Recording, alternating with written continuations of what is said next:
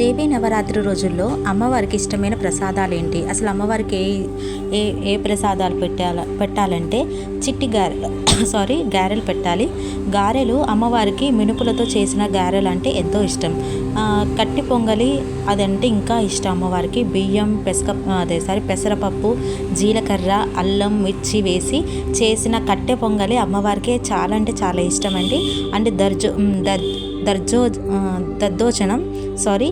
దద్దోజనం చల్లని దీవెన అందించు తల్లి అని దద్దోజనం సమర్పిస్తారు.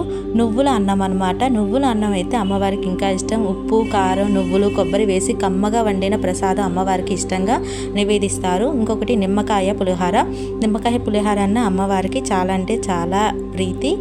పులిహోరను జగన్మాతని ఇష్టంగా స్వీకరిస్తారు. పులిహోర అంటే అమ్మవారికి చాలా ఇష్టం, చాలా అంటే చాలా ఇష్టం.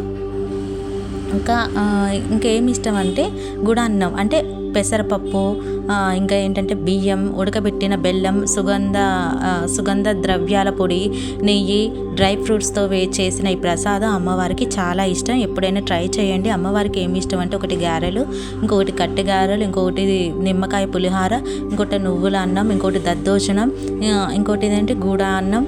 ఇవి అంటే అమ్మవారికి చాలా. ఇంకొకటి ఏంటంటే మనం మనస్ఫూర్తిగా పెట్టిన ఎవరికైనా ఏ దేవుడికైనా అవి వాళ్ళకి ఎంతో ప్రేమగానే స్వీకరిస్తారు.